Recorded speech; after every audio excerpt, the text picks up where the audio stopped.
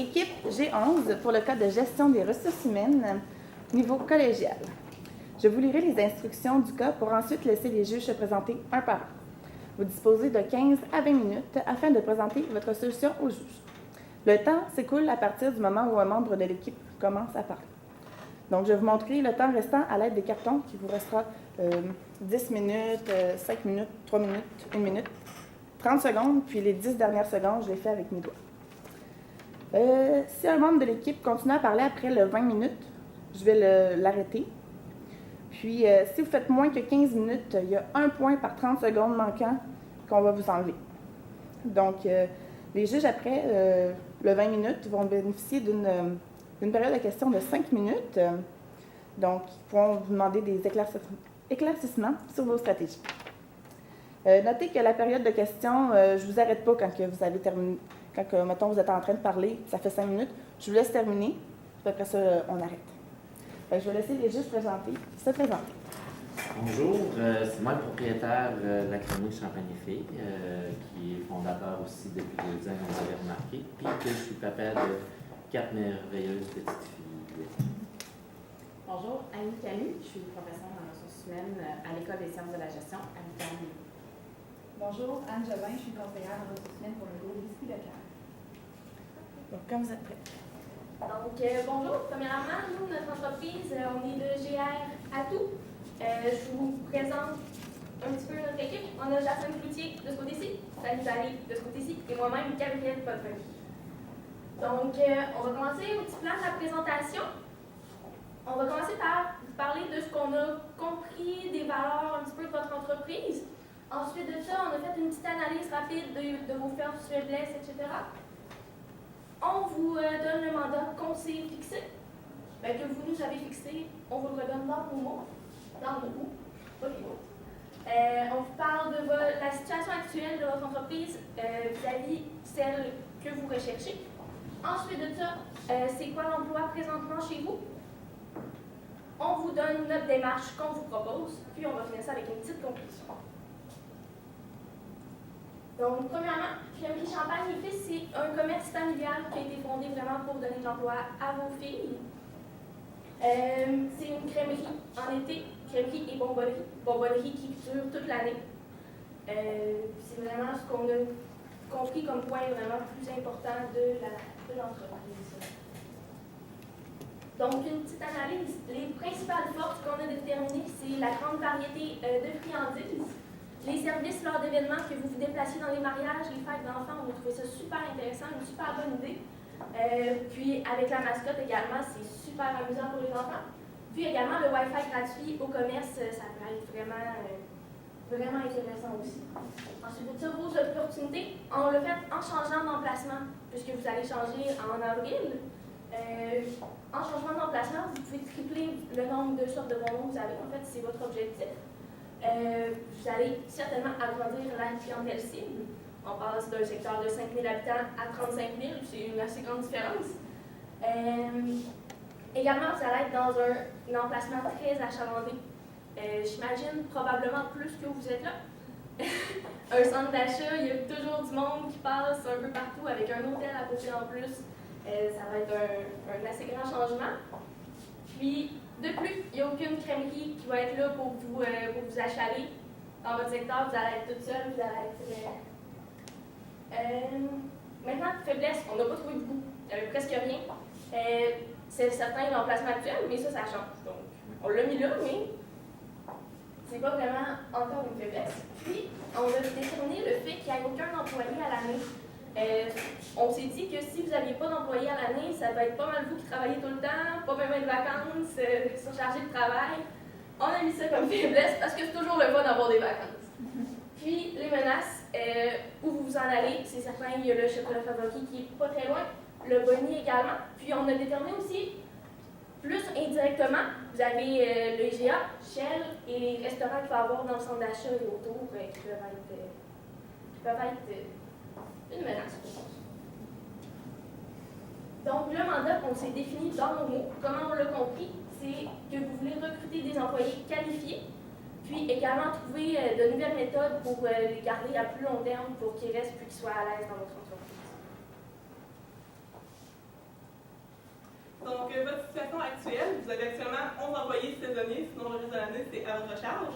La situation visée qu'on a vue, c'est de 15 à 20 employés. Pendant l'année, vous voudriez 3 temps pleins, 5 temps partiels approximativement, saisonniers environ la moitié, donc environ 10. C'est certain que moi, je vais vous dire que je vais faire part de mon expérience personnelle. Je suis présentement assistante gérante dans un Tim Hortons. J'ai fait l'ouverture de 2 restaurants. Donc, au cours des dernières années, on a ouvert 2 restaurants. Donc, je vous dis, si c'est le nombre d'employés que vous prévoyez, en vous disant vraiment c'est le max que j'ai besoin, je vous conseille peut-être d'en mettre un peu plus, parce que c'est sûr qu'en ouvrant le nouveau restaurant,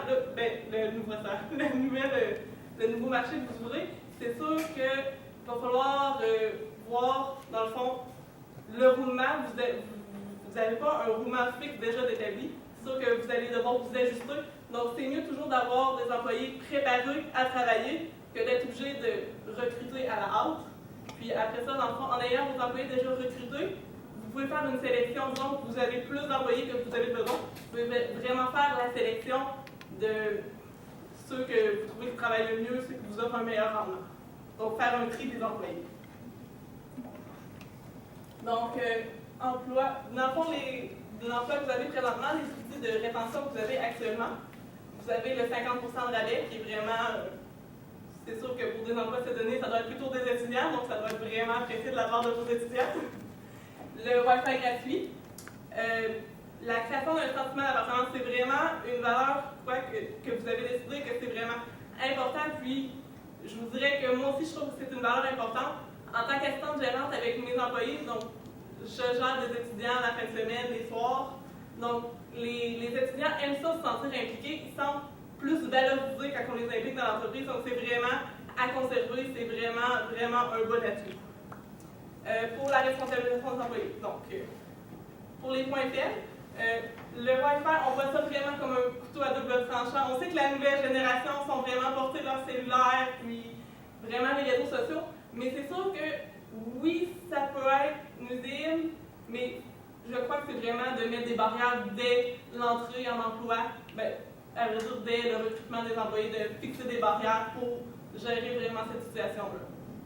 Puis l'emploi saisonnier, on a mis ça un peu comme une faiblesse, mais ça dépend vraiment du genre d'étudiant que vous engagez.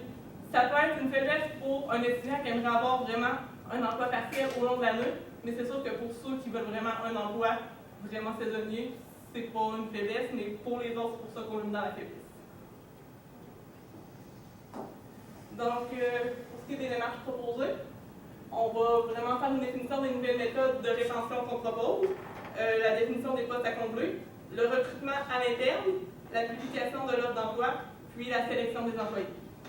Donc, c'est sûr, pour commencer, les méthodes de rétention, on a divisé ça en 2 points, les temps pleins et les temps partiels, parce que c'est sûr que les temps partiels, on en regarde surtout vers des étudiants, des élèves qui sont aux études. Donc, la plupart du temps, ils n'ont pas les mêmes buts par rapport à un emploi, ils veulent se faire de l'argent, ils n'ont pas besoin d'avoir les mêmes possibilités. Donc, les temps pleins, c'est sûr qu'on a besoin d'une stabilité d'horaire. Si on parle d'adultes qui ont des enfants à leur charge, ils vont vouloir avoir un horaire assez stable. C'est normal, c'est comprenable pour des fois, vu que c'est une crèmerie, ça ferme plus tard, il y a des choses comme ça qui est plus comprenable, mais leur stabilité d'horaire, d'avoir leurs 30 ou 40 heures, c'est quelque chose qui sont importants pour eux. Aussi d'avoir une sécurité financière pour eux, du fait qu'ils vont être à l'aise, ils vont vouloir revenir travailler, ils vont savoir que c'est un bon emploi pour eux, puis ils vont être capables de survenir à leurs besoins. La possibilité de congé. Par congé, c'est sûr que s'ils ont des enfants, ils vont vouloir aller à leur tournoi de hockey, leur tournoi de ringuette, dépendant de chaque type de famille. C'est surtout pour ça. L'implication dans l'entreprise. J'ai travaillé dans une bar laitier, dans un casse-croûte. Je suis peut-être pas à temps plein, mais l'été, j'étais à temps plein. Puis je sais que quelqu'un qui est impliqué dans une entreprise, que les boss disent oui, on va venir, on va t'impliquer, on va prendre des décisions et tout. Mais tu sais, seulement dire, gars, qu'est-ce que tu en penses? Je sais que c'est quelque chose qui est important pour un employé, puis il sait qu'il fait partie de l'entreprise, puis qui est important à vos yeux. Fait que souvent, c'est quelque chose à garder. Encore une fois, on va retourner avec le sentiment d'appartenance qu'on veut vraiment garder. Et qu'est-ce qui est autant temps plein que temps partiel qu'on a mis, le rassemblement des employés, on pourrait dire une petite fête ou un petit party comme au début de l'été afin que le monde apprenne à se connaître. Parce qu'une équipe qui se connaisse, une équipe qui se serre les coudes, qui devient une famille, puis qui s'entraide tout au long de l'été, puis même tout au long de l'année. Quand tu connais quelqu'un, tu sais ses forces et faiblesses, tu sais où les mettre. sur le plancher. Donc, c'est quelque chose qui était très bon. Par la suite, le temps partiel. Encore une flexibilité d'horaire, mais surtout par rapport aux études, parce qu'une crèmerie, ça rouvre à l'entour de mai, avril, dépendant de la température. Donc, l'école n'est pas encore finie, il faut qu'on s'ajuste avec ça. Les examens de fin d'année arrivent, donc c'est quelque chose qui est très important. Encore une fois, sentiment d'appartenance. Les crèmes glacées, les bonbons, ça attire les jeunes, ça attire les familles. En leur demandant, disons que vous avez une page Facebook ou quelque chose comme ça, c'est sûr que qu'est-ce que je devrais poster sur Facebook pour attirer l'attention du monde? Nouveau dessert, nouveau bonbon, des fois ça attire l'attention, fait que eux ils savent, c'est le public cible en plus. Donc ça fait aussi d'eux des personnes qui sont impliquées dans l'entreprise, puis à la fin de leur journée, ils se sentent fiers en revenant à la maison. Donc c'est aussi une certaine fierté, puis ils apprennent de ça. Parce que autant jeunes qu'adultes, on apprend toutes de nos erreurs. Donc c'est quelque chose de très bon. Qu'est-ce qu'on dit pour les jeunes, motivation par récompense? C'est certain qu'ils ont fait une grosse journée, il fait plus 30 dehors. Ils ont fait une vraiment grosse journée, beaucoup de passages de clients, une petite récompense à la fin de la journée, une petite crème glacée ou un petit sac de bonbons chacun. Puis encore une fois, le rassemblement d'employés pour qu'on se sente vraiment comme une famille. Encore une fois, moi, je vais vous revenir sur mon expérience personnelle. Vraiment, moi, qu'est-ce que ça fait? Ça va faire 8 ans que je suis assistante gérante chez Tim Hortons. Vraiment, qu'est-ce qui m'a poussée à rester là-bas? C'est vraiment, pour moi, le Tim Hortons, c'est rendu une famille. Donc, on est vraiment inclus. Le sentiment vraiment d'inclusion puis de famille, ça m'a fait entrer vraiment dans la bulle de vouloir rester. Puis justement, votre entreprise, c'est une entreprise familiale. Donc, c'est vraiment une opportunité spectaculaire de vraiment pouvoir inclure vos employés à votre famille. Puis, comme ma collègue le disait, pour les récompenses, moi, je vous dis, la fin de semaine, souvent mes employés, c'est important pour nous le service à retour. Donc, je leur fixe des objectifs. En fixant des objectifs pour aider votre entreprise, vous les donnez à vos employés, vous dites, à l'atteinte de cet objectif-là, cadeau, je vous paye toute une moule à la fin de la journée. Donc, c'est vraiment quelque chose qui, pour vous, c'est un produit que vous fournissez, donc c'est facile de leur offrir, les jeunes aiment vraiment. Par la suite, on définit les postes à combler.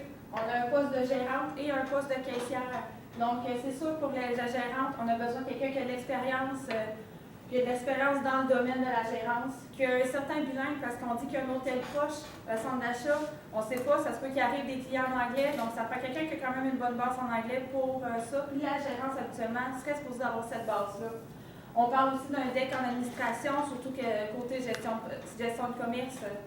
Aussi, on parle de débrouillardise autonome, bonne communication, puis connaissance dans le domaine. Ça serait surtout un atout. Je dis dans le domaine autant de la crème glacée, des bonbons, mais dans le domaine en général, la communication avec les étudiants, parce que c'est quelque chose qui est plus difficile aussi. C'est pas tout le monde qui a acquis d'être capable de communiquer avec des jeunes. Donc, ça serait surtout ça pour le poste de caissière. Pour le poste de gérante, c'est ça, mais pour le poste de caissière, c'est sûr que c'est un poste qui est surtout habituellement temps partiel, mais le bilingue, ça serait un atout, c'est certain. L'expérience côté caisse, côté service à clientèle, parce que 24 heures sur 24 est avec les clients pour savoir comment leur répondre, comment leur parler. Il faut être souriant et bien sûr à l'aise avec les enfants, puisque souvent les bonbons, la crème glacée, ça attire les familles, puis ça attire surtout les plus jeunes, parce que c'est les plus jeunes qui vont demander aux parents d'y aller. Donc, on voit aussi, on propose le recrutement à l'interne. C'est sûr que là, vous allez avoir des poches à afficher. Premièrement, ça serait de voir avec présentement vos employés saisonniers qui va rester vu que vous changez d'emplacement, qui va faire le trajet. Donc, ça serait vraiment faire un tri parmi vos employés que vous avez présentement. Ça serait aussi de vérifier parmi vos employés s'il y en a qui aimeraient être temps partiel. Vous avez des saisonniers, peut-être qu'ils vont à l'école, donc peut-être qu'ils vont vouloir avoir un emploi temps partiel après l'école puis les fins de semaine. Ensuite, la vérification de l'offre d'emploi. C'est sûr qu'il va falloir créer l'offre d'emploi, puis déterminer les endroits stratégiques où afficher vraiment votre offre d'emploi. Nous, c'est sûr que les journaux locaux, vu que vous vous déplacez d'endroits, donc qu'est-ce qui circule localement dans les affiches, les petites affiches, puis aussi les réseaux sociaux. C'est sûr que c'est vraiment intéressant. Vous, c'est une bonbonnerie, donc les bonbons, les images Instagram, les jeunes sont vraiment pris à ça. Donc, si vous avez quelqu'un pour vous gérer Facebook, Instagram, Twitter, c'est sûr que là, ça va amener une certaine clientèle, en plus de vous faire la promotion, puis d'aider à recruter des employés. Puis c'est sûr, dans la vitrine de vos nouveaux locaux, puisque c'est dans un centre d'achat, donc c'est passant, donc les gens de la place vont les voir, donc ils vont être au courant d'emploi qui s'offrent. La sélection des employés, c'est sûr qu'il va falloir faire un tri des curriculums visés, puisque vous passez d'un emplacement de 5 000 habitants à 35 000, donc vous allez sûrement avoir un plus grand nombre de curriculums visés qui vont entrer. Il va falloir préparer un guide d'entrevue, peut-être faire un guide d'entrevue un peu différent pour ce qui est des adultes que vous voulez que des étudiants. Certain que les étudiants, c'est toujours intéressant de leur demander s'ils vont continuer à habiter ici le temps qu'ils vont aller aux études, donc ça vous permet de prévoir le temps qu'ils vont rester avec vous. C'est sûr qu'il y a des étudiants qui vont vous dire, moi c'est juste pour l'été, mais il y en a d'autres qui disent, ah je vais continuer à habiter ici, puis je vais voyager pour aller à l'école, donc ils vont être là vraiment plus longtemps avec vous. Puis pendant l'entrevue aussi, valider la possibilité de formation à Shannon, parce que dans le fond, vous allez pouvoir vous former des employés avant de déménager, pour ne pas faire, comme on appelle, une ouverture catastrophe, que dans le fond, les employés ne sont pas encore tout à fait formés.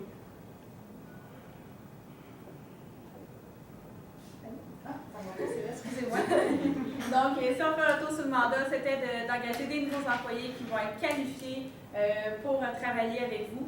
C'est sûr d'en engager quand même un certain nombre afin d'être aussi rentable pour la compagnie, pas manquer de personnel. Et donc, selon la démarche proposée et les méthodes de rétention et la méthode de sélection, ça va vous permettre surtout d'être capable de catégoriser ce que vous avez besoin avec ce qu'on vous a donné. Et avez-vous quelque chose à rajouter? Non, nous, ça fait pas mal. On vous remercie de l'attention que vous avez portée à notre entreprise. Puis, on est ouverte à une période de questions. Oui.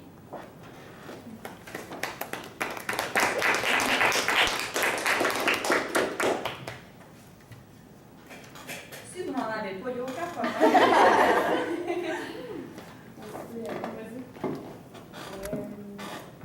Oui, tantôt, vous avez, dans les méthodes de rétention, vous avez fait allusion aux motivation par récompense, comme de quoi de se fixer des objectifs, ça peut être intéressant là, pour les employés, mais concrètement, quel genre d'objectifs mesurables, parce que honnêtement, je pensais des exemples, peut-être faire allusion à chez les je ne sais pas, là, mais ça ressemble à quoi un peu le genre d'objectif qui fait en sorte que là, les gens sont craqués à atteindre leur chiffre et que finalement, il y avait une récompense pour vous? Je veux-tu y aller? Oui, moi je vais aller. Moi, quand je travaillais dans mon bar laitier, là, je ne travaillais plus parce qu'il est fermé, mais nous, on avait un objectif de servir les clients le mieux possible. C'est d'en servir, c'est sûr qu'un crème glacée, tu n'es pas là pour attendre un an pour avoir ta crème molle à manger. Fait que, c'est les servir le plus rapidement possible. Puis avec le sourire et tout. Nous autres, c'était un objectif dans ce style-là, parce que c'est quand même assez dur, parce que je sais qu'un commerce de détail, c'est plus facile d'atteindre un objectif en dollars, comparativement à ça, tu ne peux pas atteindre un objectif en dollars. Fait que c'est sûr, c'est de toujours vitesse, qualité, sourire. C'est des choses que nous, on visait là, quand je travaillais. Ça peut être comme le roulement, le nombre de personnes qui passent en tant que client, mais ça peut être aussi, offrez-vous des promotions, je veux dire des nouveaux produits, des spécialités dans les crèmes molles, des fois. Ça peut être vraiment de proposer à chaque client, puis lui qui vend le plus de notre crème molle, ça pourrait être une crème molle, disons, Oreo, une crème molle spéciale trempage avec des arachides, un supplément de plus, sauf que de l'offrir vraiment aux clients, dans le fond, ça leur permet d'augmenter les ventes, puis la personne qui en aura vendu le plus à la fin de la journée pourra peut-être avoir une promotion. Ça peut être aussi une petite compétition entre les employés. Ça peut être aussi que moi, je remarquais tantôt, mais on peut quand même quantifier les ventes. Fait que, tu sais, automatiquement, je pourrais arriver facilement. Ça m'est même déjà arrivé quand j'arrive, mettons, à 2000 $ de vente dans ma journée, ben, je donne un sac de bonbons de 5 $ aux employés. T'sais. Ça peut se faire, puis ça les challenge, ça les oblige à proposer. Est-ce que tu veux un trempage? Moi, est-ce que je peux dire, je suis trempage à l'érable? Tu sais, ça les oblige à promousser les ventes. Moi, ça crée une belle dynamique, puis en même temps, eux, ça leur donne un défi. Ils veulent atteindre le bonus. Moi, j'avais une question sur, vous avez dans le fond cerné les deux postes à combler, mais particulièrement peut-être pour les postes plus à temps partiel ou étudiants, comment on réussit aussi à bien sélectionner? Bien, c'est sûr que bien sélectionner, comme j'ai dit, vous voulez vraiment garder vos employés plus longtemps, c'est sûr que lors de l'entrevue, c'est vraiment important d'essayer de savoir combien de temps ils comptent rester avec nous, vraiment essayer d'avoir des réponses claires. C'est certain que souvent, il y en a qui c'est leur premier emploi. Donc, peut-être faire des mises en situation lors des entrevues, ça force vraiment les jeunes à nous dire comment ils réagiraient, puis on voit un peu leur réflexion dans ce moment-là. Donc, moi, je crois que c'est vraiment l'entrevue qui nous permet de vraiment choisir qui est mieux adéquat. On le voit, je vais utiliser le système D, ceux-là qui ont le système D, le système de débrouillardise. Souvent, c'est dans les mises en situation, on leur offre une situation, puis la manière dont ils nous répondent, on voit vraiment qui a plus le système de débrouillardise par rapport aux autres. Puis toi, en tant que, toi, dans le fond, tu es assistant gérant? Oui. Tu vas avoir, peut-être pas engagé complètement, mais tu vas avoir à former et à passer quand même quand tu rencontres des gens. Oui, ben, je vous dirais que je fais le processus au complet. Je suis la seule à être présente la fin de semaine, donc j'ai la gérance de mon équipe au complet. Des entrevues, de la formation jusqu'à la fin d'emploi, c'est tout moi qui m'occupe de ça, donc je le vois tout au complet. Est-ce que quelqu'un Avec tout, je viens de la Beauce, donc c'est en Beauce peut-être, mais pas vraiment. Merci. Est-ce qu'il y avait d'autres questions? C'est vrai aussi. Merci beaucoup. Merci.